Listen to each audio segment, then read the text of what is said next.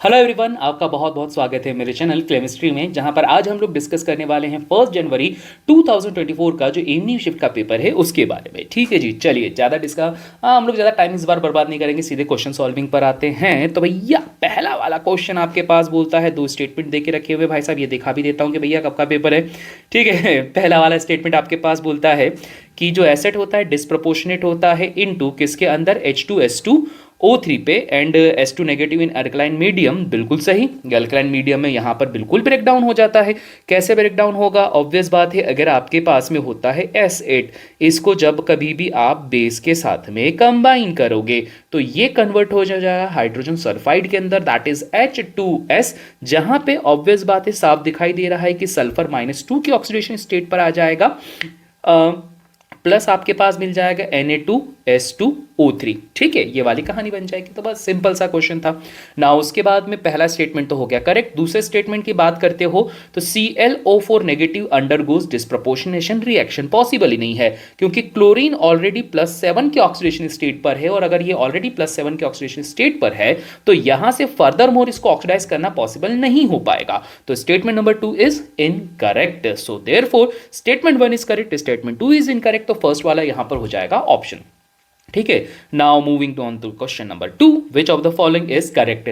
आपके पास में डायमैग्नेटिक और पैरामैग्नेटिक कैरेक्टरिस्टिक्स यहां पर फाइंड आउट करना है। तरीका आप लोग को मालूम ही है कि किस तरह से इसको फाइंड आउट किया जाता है। एक निकाल कर बता देता हूं, वैसे आंसर आपके पास में सेकंड वाला है। आपके पास में क्या होगा, अगर आपने NiCl4 बनाया है तो निकल की ऑक्सीडेशन स्टेट नहीं पता, मान लिया कि X, क्लोरीन हो जाएंगे 4 मिलकर -4, ओवरऑल चार्ज है -2, तो X इज इक्वल टू हो जाएगा +2, मतलब निकल हो गया +2 पे जो निकल होता है ये क्या हो जाएगा आपके पास में 28 इलेक्ट्रॉन्स वाला सिस्टम, 26 इलेक्ट्रॉन सिस्टम बना देता है, जिसमें क्या मिल जाएगा, 3D8 मिल जाएगा आपको। ठीक है, जैसे आपके पास में 3D8 मिला तो 3D8 की कहानी क्या होती है, आपके पास में 1 2 3 4 5 6 7 8 होता है। यहां पर 2 अनपेयर्ड इलेक्ट्रॉन होने की वजह से ये पैरामैग्नेटिक हो जाएगा। पर अगर यहां पर आपके पास में Cl जो क्लोरीन होता है उसकी जगह कोई स्ट्रॉन्ग लिगेंड हो जाता है, जैसे कार्बन मोनोऑक्साइड वगैरह, तो वहां पर क्या हो जाता है, अंदर की तरफ ये पुश हो जाता है। तो वो D2sp3 हाइब्रिडाइजेशन पे आकर, या फिर बोला जाता है DsP2 हाइब्रिडाइजेशन आपके पास फॉर्म कर लेता, वो अलग केस होता। या नहीं है तो वैसे इसका आंसर क्या हो जाएगा, सेकंड वाला। Now moving on to the question number 3, जो कि बोलता है आपको among 15 group hydrides reducing character decrease. जो रिड्यूसिंग कैरेक्टरिस्टिक्स होता है वो डिक्रीज होता है नाइट्रोजन से लेकर बिस्मथ तक। तो ये भैया बिल्कुल गलत है। टॉप टू बॉटम जाने पर जो रिड्यूसिंग कैरेक्टरिस्टिक्स होता है वो डिक्रीज नहीं होता है, इंक्रीज होता है। तो इसी वजह से अब सेकंड स्टेटमेंट बोलता है कि जो E2O3 होता है और E2O5 होता है, और ऑलवेज क्या होते हैं, ये हमेशा बेसिक होते हैं नेचर में। बिल्कुल गलत भैया। जैसे जैसे आपके पास में ऑक्सीडेशन स्टेट या ऑक्सीडेशन नंबर बढ़ते चले जाएगा तो वैसे वैसे वो उतना ही ज्यादा एसिडिक होता चले जाएगा। तो यहां कम ऑक्सीजन है, यहां ज्यादा ऑक्सीजन है, तो इसको होना चाहिए एसिडिक और इसको होना चाहिए बेसिक कैरेक्टरिस्टिक पे। तो इसी वजह से सेकंड स्टेटमेंट भी हो जाएगा गलत। तो स्टेटमेंट 1 एंड स्टेटमेंट 2 जो है दोनों के दोनों गलत हो जाएंगे। तो ये वाली कहानी आ जाएगी। ठीक है ना भाई साहब। अगला, विच of the following has maximum ionic character. ये क्वेश्चन आपको कई बार पूछ के रखा है, एनसीईआरटी से सीधा उठा के रखा गया है क्वेश्चन। आंसर कौन सा आता है इसके अंदर, KCl रहता है। ठीक है, इसके अलावा बात किया जाता है मैच द फॉलोइंग में। अब देखो यहां पर भी कोई बड़ी बात नहीं है यार, आपके पास में आप लोगों को बहुत सारे फैक्टर आप लोगों ने पढ़ के रखे हैं, साइज वगैरह, चार्जेस वगैरह, जिससे ही आप लोग यहां पर आसानी से बता सकते हो कि सबसे ज्यादा आयनिक कैरेक्टरिस्टिक्स KCl में रहेगा। फिर अगला है आपके पास में match the column. Match the column में क्या क्या दे के रखा है भैया, आपके पास में क्रोमियम दे के रखा है H2O6। मतलब ये क्वेश्चन नंबर जो सेकंड है ना उसी के जैसा है। जहां क्वेश्चन नंबर सेकंड की कहानी ये थी कि वो डायामैग्नेटिक और पैरामैग्नेटिक पे बात कर रहा था, तो अब क्वेश्चन नंबर जो आपके पास में है 5 वाला, उसके अंदर सिर्फ इतनी सी कहानी बढ़ गई है कि ये T2G और EG वाले ग्रुप के अंदर आपको बता के रखा गया है। मतलब डिस्कशन वही डी ब्लॉक का है। स्ट्रॉन्ग लिगेंड आया तो अंदर पुश कर देगा, या फिर बोला जाए लो स्पिन कर देगा, और अगर वीक लिगेंड आया तो बाहर पुश कर देगा। तो वो क्या हो जाएगा आपके पास में, वो हो जाता है आपके पास में हाई स्पिन वाला case.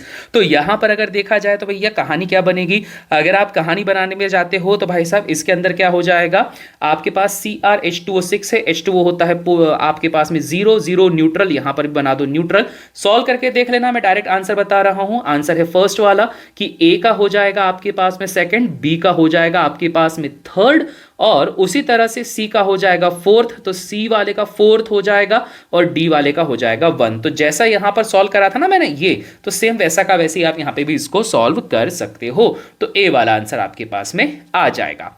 Now moving on to the question number 6। ये देखते से ही सब बच्चे खुश हो जाते हैं क्योंकि यहां पर क्वांटम नंबर से जुड़ा हुआ क्वेश्चन आ चुका है। Quantum number of the outer most electron of potassium atom. के एटम मतलब ये या के पॉप नहीं है, ठीक है। तो जितने भी बीटीएस आर्मी वाले हैं ना, वो खुश मत हो जाना कि यार यहाँ के एटम मतलब के पॉप वाले आ जाएंगे, ठीक है। तो भैया वो जो है उनको उनके साइड में रहने दो, अपनी पढ़ाई लिखाई करो, ठीक है। वैसी लड़कियां पगला रही हैं कि के पॉप बीटीएस फलाना ठिकाना, दिमाग खराब फालतू फोकट के लोग, छोड़ो। देखो n इज इक्वल टू 4 दे के रखा है, l is equal to 0, m is equal to 0 और s इज इक्वल टू 1/2 दे के रखा हुआ है। तो पोटेशियम की बात करते हैं, 19 इलेक्ट्रॉन का सिस्टम होता है और 18 आपके पास में आपके क्या हो जाएगा, ऑर्बिट पूरा हो जाएगा और एक s1 पे एक इलेक्ट्रॉन चला जाएगा आपके पास। तो चौथा ऑर्बिट s ऑर्बिटल और m is equal to 0, s is equal to +1/2, ठीक है। अरे यार पोटेशियम का क्या हो जाएगा, सिंपल सा 18 इलेक्ट्रॉन का सिस्टम तुम्हारे पास में क्या हो जाएगा, सॉरी आपके पास हेमंत नीमा और तो ऑर्गन पे हो गए 18 इलेक्ट्रॉन, एक इलेक्ट्रॉन और चाहिए था तो 4s1 पे चले जाओ पोटेशियम पे, है तो एक इलेक्ट्रॉन हो जाएगा। तो इस हिसाब से कौन सा, पहला वाला आंसर बिल्कुल सही है। Now moving on to the 7th question. इसमें देखकर लोगों का दिमाग खराब हो जाता है, क्यों? क्योंकि ये बोलते भैया DCl जैसा ये नया कंपाउंड क्या आ गया, ठीक है, या कौन सा आपके पास में रिएजेंट आ गया है। तो भैया ये कुछ एक्स्ट्रा नहीं है, डी मतलब हाइड्रोजन का ही आइसोटोप है ड्यूटेरियम, और इसके अलावा Cl तो वही क्लोरीन है। तो देखा जाए तो ये क्या है, HCl, और HCl जैसे मिलाते हैं तो वैसे इसको भी यहां पर मिला देना है। और जब आप इसको मिलाओगे ना, तो मिलाते टाइम पर आप लोगों को यहां पे ध्यान क्या रखना है कि ये वाला जो ग्रुप आपके पास में होगा ये एक्चुअली में मार्कोनिकोव को सपोर्ट कर रहा है। जैसे HCl सपोर्ट करता है ना, उसी तरह से DCl भी सपोर्ट कर लेगा, तो मार्कोनिकोव को सपोर्ट कर रहा है। अगर ये यहाँ पे मार्कोनिकोव को सपोर्ट कर रहा है तो आई थिंक अब आपके पास में कहानी तो बहुत ही ज्यादा ईजी होने वाली है, ठीक है। कहां आप लोग के इलेक्ट्रॉन शिफ्ट करना है, बस उतनी सी सिचुएशन है, इलेक्ट्रॉन को शिफ्ट करवा दो, आपका काम यहां पे बन जाएगा। सही ऑप्शन क्या हो जाएगा, फर्स्ट वाला, ठीक है ना भैया। इतनी सी कहानी है, दैट्स इट, कुछ भी एक्स्ट्रा काम नहीं है। क्यों? क्योंकि भैया इलेक्ट्रॉन हमेशा उस जगह भागते हैं जहां भीड़ कम हो। यहां देखो भीड़ जाता है क्योंकि एक मिथाइल ग्रुप है, तो इस वजह से ऐसी सिचुएशन हो रही है। तो फर्स्ट वाला आंसर हो गया। Now move on to the 8th वाला क्वेश्चन, जो बोलता है what is the major product formed in the following reaction. Benzene को आप लोगों ने यहां पर बेंजाइल क्लोराइड के साथ में कंबाइन करके रखा हुआ है और एनहाइड्रस AlCl3 का उपयोग करा है। तो भैया एनहाइड्रस AlCl3 का एक ही काम होता है, यहां से क्लोरीन को तोड़कर ये AlCl4 नेगेटिव में कन्वर्ट करता है, ठीक है। ऐसा कैटलिस्ट काम करता है AlCl3। तो अब इसकी रिएक्शन में बना देता हूं। आपके पास में यहां पर क्या था, बेंजाइल वाला क्रोमाइड था, ठीक है।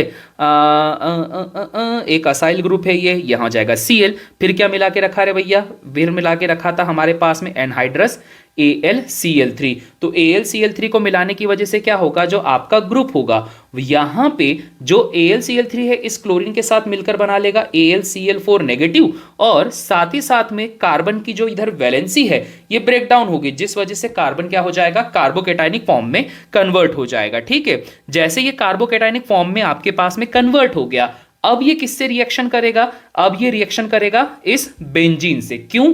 क्योंकि भैया कार्बोकेटाइनिक फॉर्म पे अब ये बन चुका है एक इलेक्ट्रोफाइल, और आप लोगों को ये पता है, बचपन से पढ़ते हुए आ रहे हो कि किसी भी बेंजीन के रिंग में इलेक्ट्रोफिलिक सब्स्टिट्यूशन रिएक्शन सबसे बढ़िया तरीके से हो सकता है। तो यहां पर भी आपको वही करवाना है, इलेक्ट्रोफिलिक सब्स्टिट्यूशन रिएक्शन को परफॉर्म करवाना है। जब आप इलेक्ट्रोफिलिक सब्स्टिट्यूशन रिएक्शन को परफॉर्म कर दोगे तो आपको क्या मिल जाएगा, कार्बन डबल बॉन्ड, मतलब ये कीटोन की तरह मिल जाएगा। तो कीटोन तो है परंतु ये बेंजीन वाला है, तो ये बेंजोफिनॉन बन जाएगा। तो सही आंसर कौन सा हो जाएगा रे भैया, फर्स्ट वाला हो जाएगा, easy. Now move on to the question number 9। तो क्वेश्चन नंबर 9 क्या बोलता है, आइडेंटिफाई द गिवन रिएक्शन। इस गिवन रिएक्शन को पहचानो। देखते से ही पहली फुर्सत में ये क्या है, गटरमैन कोच रिएक्शन है, ठीक है। वो देखो ना, कार्बन मोनोऑक्साइड बेंजीन से बेंजाल्डिहाइड बना रहे हैं, तो ये आपके पास में क्या हो जाएगी, गटरमैन कोच रिएक्शन हो जाएगी। रोजनमुंड तो हो नहीं सकती क्योंकि वो कंट्रोल्ड आपके पास में क्या करता है, हाइड्रोजनेशन परफॉर्म करवाता है। फिर अगला है आपके पास में चूज द करेक्ट आंसर, ठीक है भैया, चूज द करेक्ट आंसर बोलता है। चूज द करेक्ट आंसर में क्या बोल के रखा है इसने बोल के रखा हुआ है कि जो आपके पास में Mn2O7 है is a oil at room temperature. Okay भाई साहब, ये क्या होता है आपके पास में, ऑयल होता है रूम टेम्परेचर पे, बिल्कुल सही है। ये आपका एनसीईआरटी से सीधा का सीधा मेमोरी बेस्ड क्वेश्चन है। ये एक ऑयल होता है जो कि ग्रीन कलर के रूप में पाया जाता है, तो पहला स्टेटमेंट इज सही। नाउ स्टेटमेंट नंबर 2, वेनेडियम का जो ऑक्साइड है V2O4 react with acid to give VO2 sorry VO2 positive. B वाला भी क्या है, बिल्कुल सही है आपके पास में। ये भी आपके पास में क्या हो जाएगा, आपको एनसीईआरटी में डायरेक्ट मिल जाएगा। सी वाला ऑप्शन बोलता है CRO is a basic oxide, बिल्कुल सही।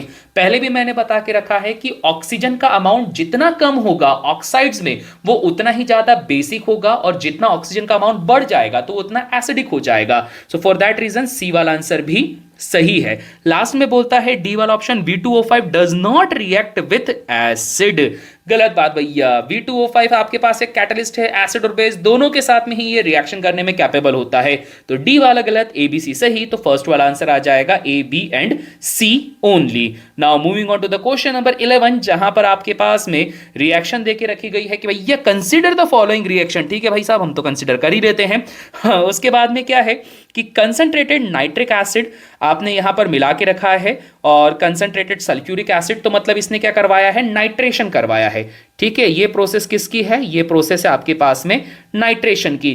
तो नाइट्रेशन अगर होगा तो नाइट्रेशन होते टाइम पर क्या होता है, ये रहा आपके पास बेंजीन, नाइट्रेशन में NO2 ग्रुप जुड़ जाता है, और यहां पर क्या चल रहा है, Br चल रहा है। ठीक है भाई साहब, बिल्कुल सही। फिर उसके बाद में सोडियम हाइड्रोक्साइड मिलाया है in the presence of diluted HCl, ये बता के रखा गया है। अब क्या होगा भाई, आपके पास में सोडियम हाइड्रोक्साइड है और डाइल्यूटेड है। एसिड याद रखो, जब कभी भी डाइल्यूटेड होता है तो इसका मतलब इसमें पानी ज्यादा है, तो ज्यादा पानी पानी देता है। ठीक है, कंसंट्रेटेड होगा तो क्या होगा, पानी कम होगा, तो कम पानी पानी लेता है। तो एक शॉर्ट ट्रिक होती है कि रिएक्शन में कंसंट्रेटेड मिलाओगे तो पानी निकालो, और अगर डाइल्यूटेड मिलाते हो तो पानी डालो, पर पानी के रूप में क्या डलता है, OH डलता है। तो अब क्या होगा, यहां से ब्रोमीन हो जाएगा रिप्लेस, और ब्रोमीन के रिप्लेस होने पर यहां पर गुड़ जुड़ जाएगा आपके पास में OH ग्रुप, और यहां NO2 तो आपके पास में चल ही रहा है। तो सही आंसर कौन सा हो जाएगा, सेकंड वाला। ठीक है भाई साहब, चलिए now moving on to the question number 12, जो बोलता है what will be the reactivity order of following compounds toward the electrophilic substitution reaction। Electrophilic substitution reaction में कौन सा ऑर्डर यहां पे बिल्कुल सही है। तो भैया देखो, सबसे बढ़िया इलेक्ट्रोफिलिक रिएक्शन आपके पास में कहां हो पाएगी, जहां पर अच्छा सा डोनर ग्रुप जुड़ा होगा। और अगर मैं बोलता हूं कि सबसे घटिया कहां पर होगी, जहां पर आपका विड्रॉइंग ग्रुप खींचने वाला, तो देखो ये वाला जो NO2 है, ये क्या होता है, इलेक्ट्रॉन विड्रॉइंग ग्रुप होता है। तो इस वजह से सबसे जो आपके पास में इलेक्ट्रोफिलिक रिएक्शन होगी, सबसे कम जो होगी वो किस में होगी, थर्ड वाले में। तो ऑप्शन में देखें, थर्ड वाला किस में देके रखा है, सिर्फ सेकंड वाले में देके रखा हुआ है आपके पास में थर्ड ऑप्शन। तो सही कौन सा हो जाएगा आपके पास में, सेकंड वाला। और बाकी तो आप देख ही सकते हो, जैसे मिथाइल होता है तो ये +I इफेक्ट लगाता है, जो कि आपके पास में पुश इफेक्ट होता है, इलेक्ट्रॉन आसानी से निकाल सकते हो। उसके बाद में क्लोरीन है, बेंजीन है, तो ये डोनर वाले होते हैं, इलेक्ट्रॉन डोनेट करने वाले। तो सही आंसर कौन सा हो जाएगा, सेकंड वाला। नाउ बात करते हैं, अरे भैया फिर से IUPAC नेम आ गया। IUPAC नेम बोल के रखा है, करेक्ट कंपाउंड वाला जो बताना है, 2,2 डाइब्रोमो 1 फिनाइल पेंटेन। ठीक है, फर्स्ट पोजीशन पे फिनाइल है, ये रहा। सेकंड पोजीशन पे आपके पास 2,2 ब्रोमो है, ये रहा। फिर उसके बाद में पेंटेन है, ये रहा। तो सही आंसर ये रहा, सेकंड वाला, डन। क्वेश्चन नंबर 14 पर आ जाते हो। क्वेश्चन नंबर 14 क्या बोलता है भैया, ये बोलता है हमारे पास में कि alkaline on reaction with concentrated sulphuric acid at 475 kelvin gives para amino benzene sulphonic acid. फिर आगे बोलता है this gives blood red colour with Lassaigne test. Okay भाई साहब, ठीक है, समझ गए भैया। फिर उसके बाद में ये बोलता है कि आपके पास में स्टेटमेंट 2 जो है वो बोलता है कि जो एनिलीन होता है forms a salt with anhydrous AlCl3 in Friedel craft reaction. बिल्कुल सही, Friedel craft reaction, alkylation, acylation आप लोगों ने पढ़ के रखा गया है, सॉल्ट का यहां पर ये फॉर्मेशन कर देता है। तो आपके पास में स्टेटमेंट 1 और स्टेटमेंट 2 दोनों सही है, तो बोथ स्टेटमेंट 1 एंड 2 यहां पर क्या हो जाएगा, आर करेक्ट। चाहो तो यहां पर एक छोटा सा मैं बनाकर भी बता देता हूं कि आपके पास में रखा हुआ है यहां पर सबसे पहले एनिलीन, फिर उसने क्या बोल के रखा था, aniline on reaction with concentrated sulphuric acid, तो यहां पर भी लिख देते हैं concentrated sulphuric acid that is H2SO4। तो यहां सर क्या मिल जाएगा हमें, यहां मिल जाएगा आपके पास में NH3 और HSO4 नेगेटिव। यहां पर ये आपके पास में क्या हो जाएगा, फॉर्म हो जाएगा। ठीक है रे भाई साहब, ये वाली कहानी हो जाएगी। फिर उसके बाद में क्या हो जाएगा, 450 केल्विन पर इस रिएक्शन को जब आगे परफॉर्म करवाते हो तो आपके पास मिलता है एनिलीन NH3 और यहां पर सल्फोनेशन हो जाता है, SO4 नेगेटिव मिल जाता है। और इसको सॉल्व करोगे तो आपके पास में बन जाता है यहां पर NH2, ये पॉजिटिव नेगेटिव था, और यहां पर क्या हो जाएगा, सल्फोनिक एसिड हो जाएगा, ये हो जाएगा HSO3 या SO3H, जो लिखना चाहो वो लिख सकते हो। तो ये वाली रिएक्शन हो जाएगी। दूसरी रिएक्शन की अगर आप बात करते हो तो वो था आपके पास एनिलीन वाला। अगर आप यहां पर एनहाइड्रस AlCl3 मिलाते हो तो यहां पर क्या हो जाएगा आपके पास में NH3 पॉजिटिव AlCl3 नेगेटिव, ये इसके पास में फॉर्म हो जाएगा, तो एक सॉल्ट बना लेगा। That's it. Now moving on to the question number 15, जहां ये बोलता है कंसिडर द फॉलोइंग रिएक्शन। हाँ भैया, कंसिडर हम लोगों ने कर लिया है। फिर ये बोलता है कि आपके पास में दे के रखा है कुछ ऐसा बेंजीन का ग्रुप जहां नाइट्रोजन के साथ में N, पे मिथाइल जुड़ा हुआ है, साथ ही साथ में डाइजोनियम सॉल्ट जैसा दिखने वाला है जिसमें सोडियम आपके पास सल्फोनेट जुड़ा हुआ है वहां पे। अब ये बोलता है इसके अंदर जो प्रोडक्ट P होगा वो क्या हो जाएगा। ठीक है भाई साहब, डायरेक्ट बता देता हूं, वैसे आंसर कौन सा हो जाएगा आपके पास में, फर्स्ट वाला हो जाएगा। दोनों वैसे यहां पे जुड़ जाएंगे। अब कैसे क्या जुड़ेंगे, जरा उस रिएक्शन को देख लेते हैं। हमारे पास में क्या रखा है, ये बेंजीन का ग्रुप रखा है, यहां पर था नाइट्रोजन और यहीं पर आपके पास में इधर भी जुड़ा हुआ है मिथाइल और इधर भी जुड़ा हुआ है मिथाइल। फिर उसके साथ में आपने क्या मिलाया, उसके साथ मिला के रखा है आपने N2Cl को, पॉजिटिव नेगेटिव और SO3 नेगेटिव Na पॉजिटिव को मिला के रखा है। फिर आपने क्या डाल के रखा है, कुछ नहीं डाला, डायरेक्ट रिएक्शन करवा दी है। तो रिएक्शन करवाने पर क्या हो जाएगा, जो ये क्लोरीन होगा ये यहां से क्या हो जाएगा, रिप्लेस हो जाएगा। ठीक है भैया, क्लोरीन रिप्लेस होगा, साथ ही साथ में ये जो क्लोरीन रिप्लेस होगा तो ये क्या करेगा, एक हाइड्रोजन को भी यहां पर ब्रेक डाउन करवा देगा और जो ये नाइट्रोजन होता है वो इधर जुड़ जाएगा। ठीक है, कहां जुड़ेगा रे भैया, यहां पे। इसका ये वाला हाइड्रोजन रिप्लेस होगा, इस क्लोरीन के साथ जाकर क्या कर देगा, ये HCl बना देगा। तो बदले में आपके पास में जो प्रोडक्ट यहां पर मिलेगा ना, वो प्रोडक्ट क्या होगा, जरा उसको देख लेना। ये प्रोडक्ट कुछ ऐसा दिखेगा, यहां पर बनाया बेंजीन, यहां नाइट्रोजन, इधर भी मिथाइल और इधर भी मिथाइल। इसका क्लोरीन गया, इसका हाइड्रोजन गया, इसको इसके साथ जोड़ दो, नाइट्रोजन डबल बॉन्डेड नाइट्रोजन, और लास्ट में आपके पास में जो भी कुछ बचा कुचा हो SO3 नेगेटिव Na पॉजिटिव। बस इतना सा कर दो, आपका ये हो गया सॉल्व।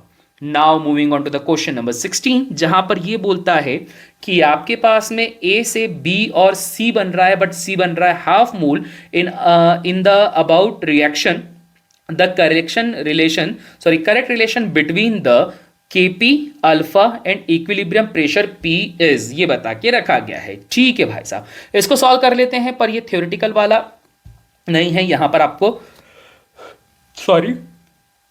कंप्लीट डेरिवेशन करके बताना पड़ेगा। तो जरा डेरिवेशन भी इसका मैं समझा देता हूं कि किस तरह से करा जाता है। तो भैया कहानी आपके पास में ये है कि जो मेन रिएक्शन देके रखी हुई है वो देके रखी है कि आपके पास A से बन रहा है B और C/2 हाफ मोल बन रहा है। इस सिचुएशन पे अगर आप देखो तो इनिशियली आपके पास ये N मोल है, ये है 0 और ये है 0। और अगर मैं बात करता हूं यहां से, माना कि कुछ अमाउंट को कर दिया मैंने कम, कितना कम कर दिया, N अल्फा।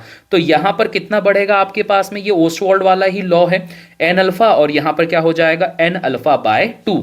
मतलब ये है कि यहां पर अल्फा क्या होता है, आपके पास में जो रेट होता है वो है, या डिग्री ऑफ डिसोसिएशन वगैरह भी आप बोलते थे ना, वही है। तो जितनी स्पीड से ये डिसोसिएट होता है तो उस वजह से n माइनस एन अल्फा, और n अल्फा बाय 2 ये हो जाएगा। अब बात करते हैं भैया, ये जो था ये क्या था आपके पास में इनिशियल, और अगर आप बात करते हो फाइनल, वो भी टोटल वाले की, तो वो क्या हो जाएगा n minus n alpha plus n alpha by 2। N alpha से एन अल्फा क्या हो जाएगा, कैंसिल। इनिशियल देके रखा है, फाइनल देके रखा है, सीधा सीधा केपी का फॉर्मूला लगा देता हूं। अब यहां पर चाहो तो तुम भैया प्रेशर भी इन्वॉल्व कर सकते हो, नो डाउट, सॉल्व करके देख लेना, आ जाएगा। अगर आप चाहो तो मैं इधर बता देता हूं, इक्विलिब्रियम प्रेशर की अगर आप बात करते हो तो मोल की जगह आ जाएगा 1 माइनस अल्फा इंटू पी, और यहां पर आ जाएगा आपके पास में 1 प्लस अल्फा बाय 2। फिर यहां पर आ जाएगा alpha P plus alpha by 2, और ऊपर वाले पर आएगा अल्फा बाय 2 इंटू पी और 1 प्लस अल्फा बाय 2, ये वाली कहानी आ जाएगी। सिंपल सा आपको सारी वैल्यू रख देना है। Kp is equal to product upon में रिएक्टेंट, सॉल्व करके देख लेना। सॉल्व करने पर a की पावर 3/2 आ जाएगा, प्रेशर आ जाएगा पावर 1/2 और 2 प्लस अल्फा की पावर 1/2 और 1 माइनस अल्फा, ये आ जाएगा। तो ये वाला कौन सा आंसर है रे भैया? ये है आपके पास में फोर्थ वाला आंसर। तो ये हो गया solve. Now moving on to the question number 21। Question number 21 बोलता है half life of the first order reaction is 36 hours, find out time in hour required for the concentration reaction required for the concentration of reactant to get reduced by 90%। 90% तक इसको क्या कर देना है, reduce कर देना है, तो 10% बच जाएगा। तो आई थिंक अभी तो आपको इसमें ज़्यादा कुछ बताने की जरूरत नहीं है। ये भी आपके पास में क्या है, सिंपल सा फॉर्मूला है, आप इसको सॉल्व कर सकते हो। ठीक है, T90 की वैल्यू निकालना है, साथ ही साथ में आपके पास में हाफ लाइफ पीरियड देके रखा है 36 घंटे का। तो आप चाहो तो इसको सॉल्व कर सकते हो। कैसे सॉल्व करोगे? K की वैल्यू अगर आप निकालते हो तो फर्स्ट ऑर्डर रिएक्शन के लिए होता है 0.693 और हाफ लाइफ के लिए टाइम आ जाएगा आपके पास में 36, और साथ ही साथ में अगर आप यहाँ पर 90% के लिए टाइम निकालते हो तो वो कितना हो जाएगा आपके पास में, ये हो जाएगा हमारे पास में 2.303 बाय के आप यहाँ से ये वाली वैल्यू निकाल सकते हो, और ये हो जाएगा लॉग इनिशियल अपॉन में जो भी कुछ रिमेनिंग होता है वो। तो 90% हो चुकी थी रिएक्शन, तो अब इसको कर देना है सॉल्व। 100 में से 90 गए, 10 बच जाएंगे, ऊपर आ जाएगा लॉग 10 हो जाएगा आपके पास में 2.303 डिवाइडेड बाय 0.693, और फिर आपके पास आ जाएगा 36। सॉल्व करके देख लेना, जब आप सॉल्व करोगे तो आपका जो आंसर निकल रहा है ना वो निकल कर आएगा 120। ठीक है रे भाई साहब, तो बस रे भैया इतनी सी कहानी है। Now moving on to the question number 22 जो बोलता है 1 mole ideal gas expands from 10 litre to 100 litre. एक 1 मोल जो आपके पास में आइडियल गैस है वो एक्सपांड हो रही है 10 लीटर से 100 लीटर तक। फिर बोलता है at 300 kelvin, if above expansion takes place reversibly and isothermally then magnitude of work done। Reversibly और आइसोथर्मली अगर ये होती है तो जो आपके पास में वर्क डन होता है उसकी वैल्यू आप लोगों को यहाँ पे फाइंड आउट करके बतानी है। ठीक है भाई साहब, तो कोई बड़ा क्वेश्चन नहीं है, सिंपल सा लगाना है वर्क डन का फॉर्मूला जो कि होता है W is equal to minus का nRT ln of V2 by V1। और जब आप इसको सॉल्व करोगे, इसका मॉड ले लोगे, तो जो आपके पास में माइनस साइन होगा वो हट जाएगा। साथ ही साथ में ln को अगर लॉग बनाना है तो 2.303 से करना होगा मल्टीप्लाई, r होता है कांस्टेंट, t आपके पास में वैल्यू दे के रखी है तो मैं डायरेक्ट अभी लिख देता हूं, r की भी लिख दूं क्या, 8.314 ही तो आपके पास में आएगी। और अगर आप बात करते हो n की, n नंबर ऑफ मोल से, तो 1 मोल गैस का एक्सपांशन हुआ है तो 2.303 इंटू 1 8.314 मल्टीप्लाइड बाय 300 केल्विन, और लॉग आपके पास आ जाएगा V2 बाय V1। तो V2 बाय V1 कितना हो जाएगा, 100/10 हो जाएगा। सॉल्व करके देख लेना, आंसर आएगा 5744 जूल्स, ये निकल कर आ जाएगा। और अगर किलो जूल में बात करोगे तो 5.744 किलो जूल होगा, जो कि अप्रॉक्सीमेटली 6 किलो जूल की एनर्जी आपको यहाँ पे प्रोवाइड करवा देगा। ठीक है जी, चलिए तो इसी बात पे आ जाते हैं हम क्वेश्चन नंबर 23 पे। क्वेश्चन नंबर 23 बोलता है बायोमोलिक्यूल्स में से पूछा क्वेश्चन कि how many of the following vitamins are stored in human body. Human body के अंदर कितने सारे वाइटामिन स्टोर हो सकते हैं। ठीक है, तो इसके अंदर क्या होगा, सिर्फ 2 ही ऐसे होते हैं जो स्टोर नहीं होते, जो बाहर से मिलते हैं। एक तो भैया हमारा शरीर का जो टेस्ट है वो खट्टा तो होता नहीं है, ठीक है, तो खट्टा नहीं होता है, इसलिए एक तो विटामिन सी जो है वो हमारी बॉडी में स्टोर नहीं हो सकता, इसी वजह से आपको नियमित रूप से खट्टे फल खाने के लिए कहा जाता है। साथ ही साथ में जो होगा वो है विटामिन बी, तो क्या क्या मिलेगा शरीर में, स्टोर हो जाएगा ए, डी, ई एंड के, तो टोटल 4 जो होंगे वो स्टोर हो सकते हैं। नाउ क्वेश्चन नंबर 24 पे आ जाते हैं, जो कि ये बोलता है कि number of moles of H positive required by 1 mole of MnO4 negative to oxidize oxalate into CO2। जो आपके पास ऑक्सिलेट होता है ना C2O4 2 नेगेटिव, उसको क्या करना है, CO2 में आपको यहां पे कन्वर्ट करना है। तो आप लोगों को यह बताना है कि आपको यहां पे कितना वो H पॉजिटिव की रिक्वायरमेंट होगी। ठीक है भाई साहब, चलिए जी कर लेते हैं। तो हमारे पास में है MnO4 नेगेटिव, ऑक्सिलेट होता है हमारे पास में C2O4 2 नेगेटिव, तो C2O4 2 नेगेटिव, इसको क्या चाहिए H पॉजिटिव चाहिए, H पॉजिटिव दे दिया तो ये क्या बना रहा है, ये बना रहा है CO2, परंतु ऑक्सीडेशन परफॉर्म होगा तो ये Mn2 पॉजिटिव बना देगा, फिर आपके पास बनाएगा CO2 प्लस आपके पास क्या बना देगा, H2O बना देगा। ये वाली कहानी हो जाएगी। नॉर्मली रिएक्शन बैलेंस करनी है, मैग्नीशियम यहाँ पर 2 होना चाहिए, यहाँ पर 1 है तो यहाँ पर क्या कर दिया आपने, इसका ट्वाइस कर दिया। ऑक्सीजन में जब आपको कमी ज़्यादा यहाँ पर दिखाई देगी उस हिसाब से यहाँ पर ऑक्सीजन भी आप बढ़ा लेना, तो 5 हो जाएगा C2O4, तो यहाँ पर आपके पास में 16 H पॉजिटिव की रिक्वायरमेंट होगी, जिससे कि जो CO2 है वो बन रहा है 10 और H2O जो बन रहा है वो बन रहा है 8। ठीक है, पूरा सॉल्व नहीं कर रहा हूँ, सॉल्व करूंगा तो थोड़ा सा टाइम लग जाएगा और प्रॉपर वे में तुम लोगों को समझाना पड़ जाएगा, इसलिए डायरेक्ट मैं ये बता रहा हूँ। परंतु फिर भी अगर तुम लोग को अभी भी रिएक्शन बैलेंस करते नहीं आ रही है तो आप लोग कमेंट बॉक्स में कमेंट कर सकते हो, मैं उसको सॉल्व करवा के बता दूंगा। नाउ क्वेश्चन नंबर 25 पे आते हैं। क्वेश्चन नंबर 25 बोलता है कि आपके पास में क्या रखा हुआ है, पोटेशियम क्लोराइड रखा हुआ है, is heated with potassium dichromate K2Cr2O7 के साथ में concentrated sulphuric acid to give product. The oxidation state of chromium in product is, oxidation state of chromium यहां पर पूछ के रखा गया है। तो देखो ये वाला जो रिएक्शन है फिर से रिपीट क्वेश्चन है, ये अगेन रिपीट क्वेश्चन है। ये आपके पास में है क्रोमाइल क्लोराइड रिएक्शन, ये अगेन रिपीट हुआ है, पिछले 4 से 5 पेपर में देख लिया मैंने, क्रोमाइल क्लोराइड रिएक्शन बार बार रिपीट हो रही है। तो उसी बेसिस पर ये बोल के रखा हुआ था कि आपके पास में पोटेशियम क्लोराइड ये हो रहा है तो इसकी ऑक्सीडेशन स्टेट बताओ। ठीक है भाई साहब, तो क्रोमाइल क्लोराइड जब बनाते हो ना तो आपके पास में जो ऑक्सीडेशन स्टेट होती है वो कितनी हो जाती है, +6 हो जाती है। क्रोमाइल क्लोराइड रिएक्शन आप देख सकते हो प्रीवियस वीडियोस में, वहां पर वो मैंने करवा के रखा गया है। ठीक है भाई साहब, और हमारे पास में मिले हुए क्वेश्चंस में से लास्ट क्वेश्चन कि number of structural isomers product formed by the monochlorination of 2-methyl butane in the presence of sunlight। Sunlight की प्रेजेंस में यहां पर कितने सारे मोनोक्लोरो ब्यूटेन आपके पास में मिल जाएंगे। ठीक है भाई साहब, किससे मिलाना है आपको, 2-मिथाइल ब्यूटेन से मिलाना है।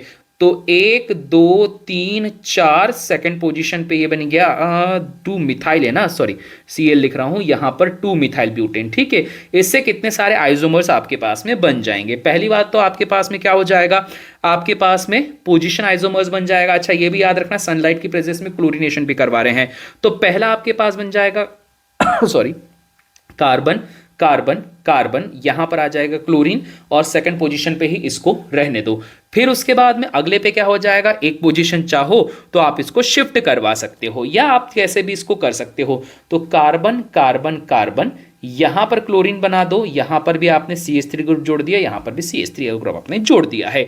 फिर उसके बाद में क्या हो जाएगा, again position change, chlorine carbon carbon और यहां पर क्या हो जाएगा आपके पास में कार्बन हो जाएगा। ठीक है भाई साहब, फिर अगली कंडीशन आपके पास में क्या हो जाएगी, यहां पर हो जाएगा क्लोरीन और फिर आ जाएगा CH2, फिर आ जाएगा CH और यहां पर ऐसा आ जाएगा।